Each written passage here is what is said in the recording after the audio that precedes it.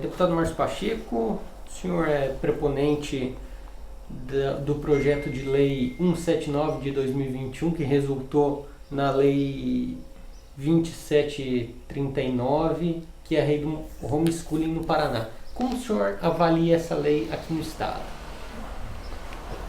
Cumprimentar a todos que estão nos acompanhando, né? Sim, é uma lei extremamente grande, importante, emblemática. Ela tem realmente um peso muito grande para o país, porque é o primeiro estado do Brasil que agora, com essa sanção do governador, se torna lei. Realmente um lugar onde as famílias que já implementam ou que pretendam implementar o ensino domiciliar, o homeschooling, terão segurança jurídica para fazê-lo. Isso certamente vai haver, nós já temos informações, mensagens recebidas de vários outros estados, de famílias que vão se mudar para o Paraná para poderem ter essa liberdade. Esse direito assegurado, que é um direito constitucional. O Supremo Tribunal Federal se manifestou em 2018 e disse, olha, o ensino domiciliar ele é constitucional, ou seja, a Constituição assegura esse direito às famílias, mas depende de regulamentação. Então o que nós fizemos aqui no estado do Paraná é isso, regulamentar para que as famílias tenham esse direito assegurado a partir da regulamentação que vai acontecer também pela Secretaria de Educação, onde então a família deverá estar vinculada, comunicar a uma instituição de ensino regulamentada pelo Estado. O Estado vai fazer a avaliação, então não é a criança ficar em casa sem cuidado, sem atenção. É a família poder implementar a metodologia de ensino, como se fosse numa escola, então ela vai ter esse direito de fazer, mas com acompanhamento do Estado. E aí é até uma segurança a mais para as famílias, inclusive, que hoje estão muitas delas no anonimato, porque não tem, às vezes são perseguidas pelo Ministério Público ou por outros entes, que julgam que, como não há regulamentação, então que elas estão na ilegalidade e que por conta disso elas estão cometendo a infração de abandono intelectual. Então a partir dessa regulamentação não acontecerá mais isso e o Estado terá noção clara de onde estão essas crianças. Fará a avaliação, que será bimestral, trimestral, o Estado vai regulamentar isso e elas estarão vinculadas a uma escola. E o principal, os jovens, quando fazem o homeschooling, por exemplo, o caso da menina que foi aprovada, por exemplo, nas primeiras colocações na Universidade de São Paulo, na USP, e não conseguiu ingressar, porque não havia ali a comprovação de que ela tinha sido matriculada a uma escola. Então, ou seja, um absurdo, porque se a pessoa tem capacidade, tem condições, estudou uma vida inteira, que para aprovar no vestibular não é coisa simples, né? Então, isso dará também a segurança a essas pessoas, as crianças, às famílias e ao próprio Estado, que terá essa condição de acompanhar de perto essa questão. Então, é uma lei muito importante, certamente se desdobrará para outros estados. O que nós fizemos aqui no Paraná é vanguarda, é precursor realmente, e eu estou muito feliz por ser, ter aí um protagonismo nesse projeto, por ser autor. Pegamos de assinaturas, a coautoria de mais de 36, 37 deputados além de mim. Então, um projeto realmente de várias mãos, que graças a Deus está aprovado e eu estou muito feliz mesmo. O senhor sofreu muitas críticas decorrentes desse projeto de lei, dessa legislação, ou como que está sendo essa avaliação? As críticas e as opiniões diferentes, elas são normais dentro do sistema democrático, E a gente tem que acolher. Existem pessoas que concordam com o projeto, que concordam com o que nós fazemos, e pessoas que não concordam. Isso é legítimo. O que é ruim, às vezes as agressões, Quando o debate baixa o nível. E nós não, eu e a minha equipe, nós temos sempre uma linha de responder, de encaminhar, quando é possível encaminhar, porque essa pessoa se torna tão agressiva que às vezes fica até difícil o diálogo, não tem diálogo. Mas quando é possível, a gente encaminha sempre com muito respeito, com muita honestidade intelectual, a gente não engana as pessoas. O que é normal é as pessoas não concordarem eventualmente. Muitas delas até por desconhecerem, Acham que, muitas pessoas pensam que vão ser obrigadas, por exemplo, que não é verdade, não é uma obrigação, pelo contrário, exatamente um direito de as famílias poderem decidir, escolher como e onde querem que seus filhos estudem. Quem quer que seu filho estude numa escola pública, vai continuar estudando normalmente como sempre foi. Quem quer que seu filho continue ou passe a estudar numa escola particular, confessional, também. E quem quiser, a partir de agora, promover o ensino domiciliar, também. Então, é uma escolha, As famílias educadoras não são contra a escola, Uma frase até que eles usam muito isso. Não são contra a escola, são a favor da escolha.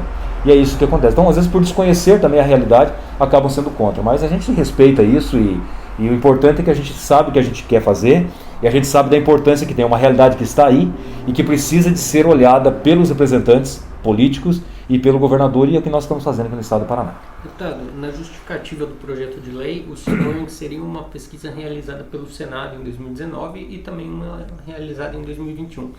O senhor chegou a fazer uma pesquisa aqui no Paraná para verificar quantas famílias gostariam de optar por esse ensino? A estimativa dessas pesquisas, e principalmente do acompanhamento que é feito de perto pela Associação Nacional de Ensino Domiciliar, a ANED, é de que no Paraná nós tenhamos pelo menos 3.000 famílias que já implementam o ensino domiciliar. Mas o desejo de famílias porque essas implementam mesmo sob esse risco de serem, ter essa perseguição, ter essa coerção do Estado, por falta de regulamentação. Então são famílias que realmente defendem a ideia e que já implementam.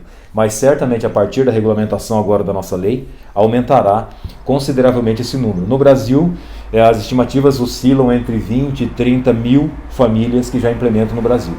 E, enfim, Cascavel tem uma característica bem interessante também. Das cidades do Paraná, a informação que nós temos é que Cascavel é uma ou a cidade com maior número de famílias educadoras. Então, é um número bastante considerável que tem que ser visto. O governador falou isso, né? Falou, olha, é uma realidade que está aí, já há 20 anos, 25 anos, e que nós não podemos tapar os olhos, né? Não podemos pegar e tapar os olhos para isso. E é o que nós estamos fazendo aqui no Paraná, para dar reconhecimento, direito, segurança jurídica a essas famílias. O senhor chegou a comentar sobre a cidade de Cascavel. A gente teve aqui no município uma lei municipal regulamentando essa prática. Contudo, ela não foi sancionada pelo prefeito, foi promulgada pela Câmara. A oposição entrou com uma ADI no Tribunal de Justiça e o TJ declarou ela inconstitucional. Por essa situação, o que já aconteceu aqui em Cascavel, o senhor acredita que a lei promulgada no Paraná ela possa também sofrer essa inconstitucionalidade, já que o Tribunal de Justiça disse que teria que ser uma lei federal que regulamentasse? Eu acredito firmemente que a nossa lei prosperará e se manterá firme como foi aprovada, por várias razões. A primeira delas, a situação daqui de Cascavel, né? Foi uma lei aprovada pela Câmara, o prefeito não sancionou. Então você já tem ali uma falta de completude de uma lei. Quando há uma lei aprovada pela Assembleia e sancionada pelo chefe do Poder Executivo, é evidente que há aí o entendimento de quem propõe a lei, que é o Poder Legislativo, nesse caso nosso, e há também o entendimento do Poder Executivo. Então, no Estado, já tem essa primeira diferença. Então, a lei foi aprovada pela Assembleia Legislativa, na CCJ foi aprovada com 12 votos contra 1, a CCJ, a Comissão de Constituição e Justiça. Então, 12 deputados entendem que, de fato, o projeto é constitucional e legal. No plenário, foram 44 votos contra 7 na constitucionalidade. Ou seja, é uma demonstração muito robusta de que, de fato, a sociedade paranaense, por meio dos seus representantes, porque a Assembleia Legislativa é a representação direta do desejo, do interesse da população. E a Assembleia, de maneira muito forte, 44 votos contra 7 é uma diferença realmente muito robusta. E a sanção, não só a sanção do governador, a sanção com um ato político, inclusive, que é algo que não se vê, ou seja, o governador tem esse entendimento claro da importância de regulamentar essa matéria. Então nós temos uma lei realmente completa, aprovada pelo Poder Legislativo e sancionada pelo governador. Além disso, o entendimento do Tribunal de Justiça foi justamente o que nos sustentou para defender a competência legislativa na Assembleia Legislativa. Porque o Tribunal de Justiça diz que tem o entendimento do Supremo Tribunal Federal, no sentido de que, de fato, há constitucionalidade, mas que depende de regulamentação, que essa regulamentação poderia ser feita pela União. Todavia, o próprio Tribunal de Justiça coloca, e foi essa manifestação do Tribunal de Justiça, do acordo do Tribunal de Justiça, que eu usei na Assembleia para provar que, de fato, o Tribunal tem esse entendimento de que a Assembleia Legislativa tem competência para legislar sobre a matéria. É o que diz o artigo 24 da Constituição, e isso foi colocado pelos desembargadores do Tribunal de Justiça, de que, olha, o que diz o artigo 24? Que tem competência para legislar sobre a matéria a União e, concorrentemente, os estados e o Distrito Federal. Então, a Constituição não acolhe essa competência concorrente dos municípios, nesse artigo 24. E esse artigo é colocado pelos desembargadores do Tribunal de Justiça. Então, ou seja, o Estado, ou seja, a Assembleia Legislativa, o Estado do Paraná, tem competência concorrente para a legislação matéria. E diz, inclusive, que quando não há a normatização geral, porque o que compete à União, de acordo com a Constituição, é a normatização geral. Então você cria uma norma geral. As especificidades, o Estado tem competência para concorrer, para legislar. Mas quando a União não faz essa normatização geral, o Estado e o Distrito Federal têm competência plena. Isso está no texto da Constituição. E está no texto que foi colocado, inclusive, no acordo do Tribunal de Justiça. Então essa é uma segunda argumentação que a gente entende que de fato tem segurança jurídica. E além disso, nós temos hoje uma república, né? E nessa república nós temos poderes constituídos. E o poder legislativo, então o que rege a república? A independência dos poderes com harmonia. Então eu acredito que o poder judiciário vai ter essa sensibilidade de olhar e ver que o poder legislativo do Estado do Paraná aprovou e tem o desejo de ver essa lei implementada com competência concorrente para legislar como está na Constituição. O Poder Executivo, que é um outro tripé, um dos outros tripé, também manifestou-se publicamente, olha, nós sancionamos. Então, o Poder Judiciário, tenho certeza que terá essa sensibilidade de ver que é um desejo da sociedade paranaense manifestada por meio do Poder Legislativo e do Poder Executivo. Então, acredito que vai prevalecer essa independência dos poderes, com harmonia, né?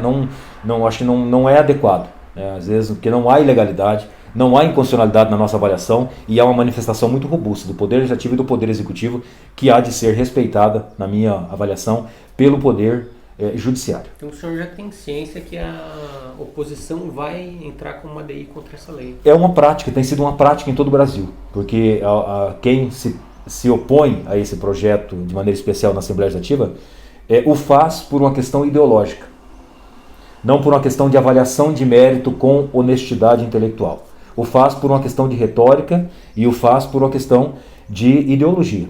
Então, se é contra, vai contra até as últimas instâncias e tem sido uma prática em todos os lugares onde tem sido aprovado. As pessoas que são por conta dessa questão ideológica, eles impetram essas ações. Né? E aqui no Estado do Paraná nós vamos fazer esse acompanhamento de perto para fazer o devido enfrentamento com muita capacidade, com muita legitimidade junto ao Poder Judiciário. Então, mesmo que haja esse impetramento dessa ação direta de inconstitucionalidade, eu acredito que o Tribunal de Justiça vai dar acolhimento ao desejo do poder Legislativo e do Poder Executivo. O senhor disse que tem um entendimento entre o Poder Executivo e o Poder Legislativo, então teve um aval da SEED para essa legislação ser aprovada. Foi feita uma consulta formal à Secretaria de Educação e a Secretaria de Educação respondeu formalmente de que não há nada que obste a implementação do projeto no Estado do Paraná. Então a Secretaria de Saúde, a Secretaria de Educação já se manifestou formalmente nesse sentido quando foi questionada pela Comissão de Educação, quando o projeto estava tramitando na Comissão de Educação, foi feito esse questionamento e a Secretaria respondeu formalmente que nada obsta, que não há nada que obste a implementação do ensino domiciliar no Estado do Paraná. O secretário Renato Feder havia comentado que essa questão que o Paraná viveu nesses últimos 2 anos, do coronavírus, aulas remotas, essa situação acabou trazendo um prejuízo quase que irreparável para a educação. O homeschooling não vai trazer um prejuízo nesse sentido? Já que a aula também seria em casa? É exatamente isso, Matheus. Porque o que acontece? Como nós fomos surpreendidos e pegos por essa questão da pandemia, as famílias foram obrigadas a implementar o ensino em casa. E é exatamente isso que nós não queremos. Que ninguém seja obrigado a nada. Nem a promover um ensino domiciliar de maneira forçada, e nem que os pais que têm competência, que têm condições de implementar o ensino domiciliar, sejam obrigados a mandar os seus filhos para a escola. Então é exatamente isso. Essa queda na qualidade da educação, que de fato aconteceu irreparavelmente, foi justamente por quê? Porque as famílias foram obrigadas. Elas foram surpreendidas por essa situação e famílias que não querem, famílias que não têm condições, que não têm estrutura, que não têm essa condição de fazer esse ensino remoto, esse ensino em casa, como foi a questão da pandemia. Então o secretário está correto quando diz isso.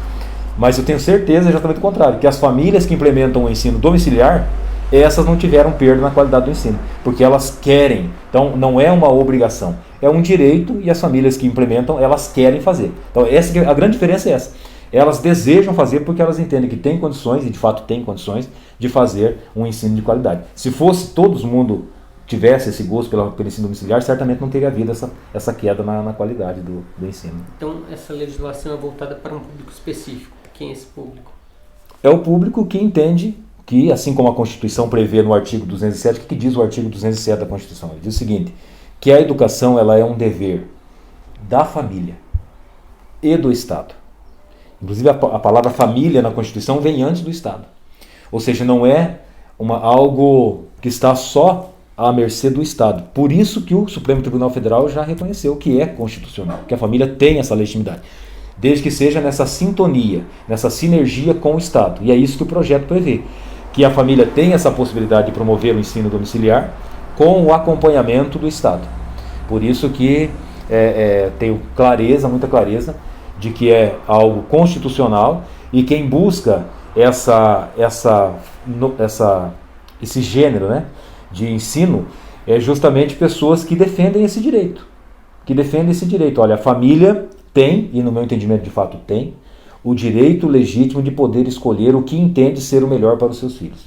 Porque ninguém ama mais uma pessoa do que o pai e a mãe.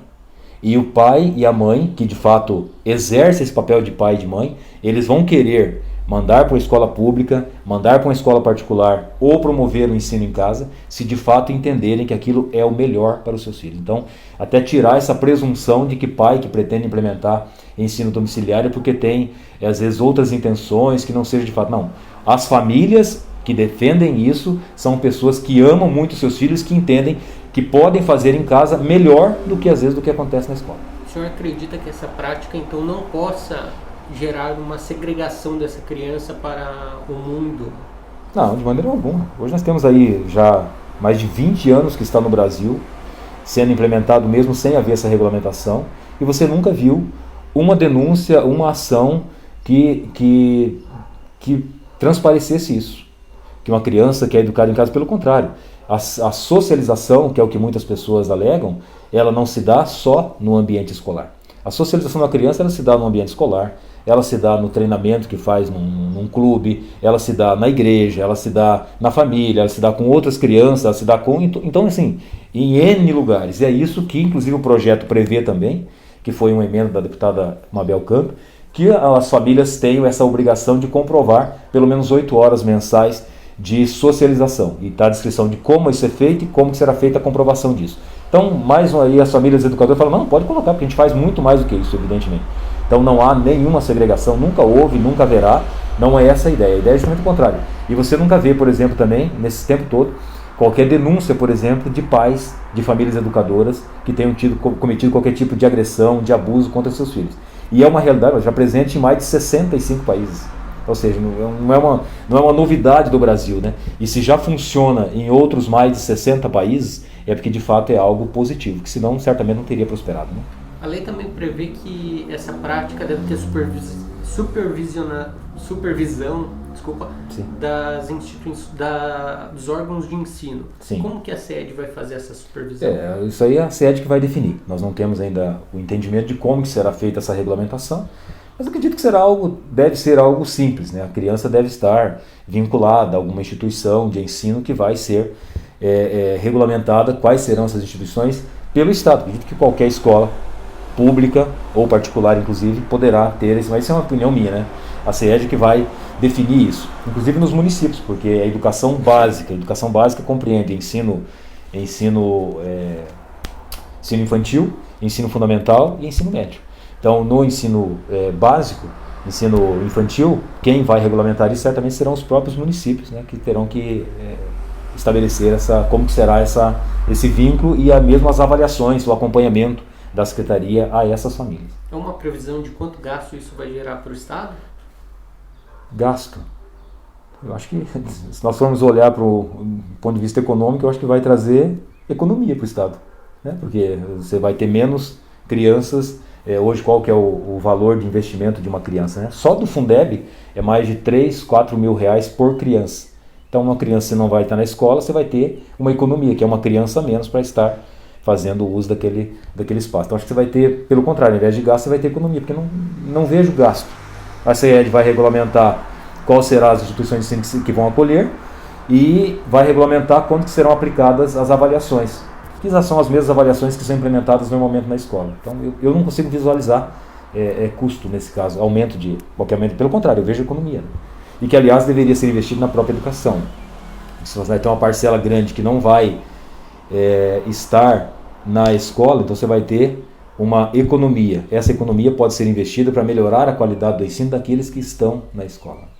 Mas não vai ter uma equipe, por exemplo, de conselho tutelar que vai precisar acompanhar vai precisar verificar se realmente as famílias estão prestando esse atendimento de homeschooling, de educar os filhos, de ensinar? O conselho tutelar não é um órgão do Estado, né? É um órgão que já existe e vai continuar existindo. A mesma equipe que existe vai continuar existindo, e é o conselho tutelar que tem esse direito, essa possibilidade, né, de fazer o acompanhamento, como já faz. O conselho tutelar hoje já faz esse acompanhamento, independentemente disso, como em todas as famílias onde há qualquer tipo de denúncia, já faz acompanhamento. Então a lei prevê, assegura que de fato o conselho tutelar também tenha essa competência para fazer esse acompanhamento. Mas não se montará uma equipe para ficar acompanhando, não. O acompanhamento que o Estado vai fazer, e é só isso realmente que o Estado pode fazer, conforme a lei prevê, porque senão você não tem liberdade. Se você tiver uma equipe para ficar, você não tem ensino domiciliar. Ensino domiciliar é pleno. A família ensina aquilo que o Estado determina que ensine, que é o quê? Que é o currículo. O currículo que a CED implementa na escola particular, na escola pública, é o mesmo currículo que deve ser repassado para a criança, na quinta série, na sexta série, e assim por diante. Agora, metodologia deve ser pleno direito da família implementar, com a supervisão do Estado no momento da avaliação. Então, recomenda o currículo, vincula a criança a uma escola, a uma instituição, e depois faz a avaliação para ver se a criança está de fato aprendendo aquilo que o Estado está orientando que faça. Então, essa é a relação perfeita, né? Deputado, chegou alguns questionamentos para a gente, que alguns pais teriam entendido que o Estado iria ceder professores para o homeschooling, mas não é isso, né? Só para deixar claro. Não. Os pais que devem ensinar a criança ou os próprios pais que devem contratar professores particulares. É um direito que a família pode escolher ou não. Então, se a família escolher optar pelo ensino domiciliar, ela será responsável em plenitude para promover o ensino. Ou ela própria, né? Ou há muito bom diálogo entre as próprias famílias e educadores. Então, às vezes, eu sou professor de português, de fato sou formado em letras português e inglês. Então, eu poderia, por exemplo, né, se eu experimentasse o ensino domiciliar, dar aula para o meu filho e dar aula para o filho de um amigo meu, você é professor de matemática, então você poderia dar aula para o teu filho e dar aula para o meu filho, para outros filhos. Então, há esse bom entendimento entre as próprias famílias, e há também a possibilidade da própria família contratar um professor particular para dar aula de alguma matéria que não consiga implementar em casa. Mas a responsabilidade plena para quem optar por essa modalidade é da família. O Estado não vai ceder o professor. E o Márcio Pacheco vai optar por essa modalidade para os filhos dele ou não? Hoje eu não tenho ainda essa segurança, né? Não tenho ainda essa condição de acolher meus filhos em casa para promover o ensino domiciliar. Então, meus filhos continuam estudando da mesma forma de hoje. E eu falo assim, tem muitas pessoas que me perguntam assim, olha, deputado, você tem um filho autista? Não tenho um filho autista. Não, mas é que o senhor é tão envolvido, o senhor apoia tanto, defende tanto a questão do autismo, que eu pensei que o senhor tinha. Né? Não tem. Porque justamente esse é o papel de um homem público. A pessoa ter capacidade de olhar para a realidade das outras pessoas. Ter empatia. Se colocar no lugar do outro. Não preciso eu estar vivendo aquela realidade para defender aquele direito.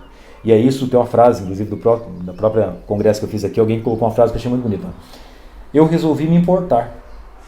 E você? Né? Na questão do autismo, que é a mesma coisa no ensino domiciliar. Então, é justamente essa liberdade, que é o que o projeto prevê, essa liberdade. Olha, eu quero. Não, eu não quero. Eu quero mandar para a escola, eu quero mandar para a escola particular, escola pública. Eu quero promover em casa. Então, não precisa a pessoa implementar. É o direito pleno da família decidir. E no nosso caso, a nossa família entende que nesse momento ainda os nossos filhos dependem, né, de uma escola para conseguir ter o melhor para eles. Porque eu desejo o melhor para os meus filhos. Nesse momento eu entendo que o melhor para os meus filhos é uma escola e não em casa, para os meus filhos. Né? Excelente, deputado. Agradeço pelo senhor ter recebido a gente aqui no gabinete, agradeço pelos esclarecimentos desse projeto de lei, que é o primeiro aprovado em um estado. Exato. E desejamos boa sorte para o senhor. Obrigado, né? Eu agradeço pela entrevista e meus cumprimentos, meu carinho, meu abraço a todos que acompanharam.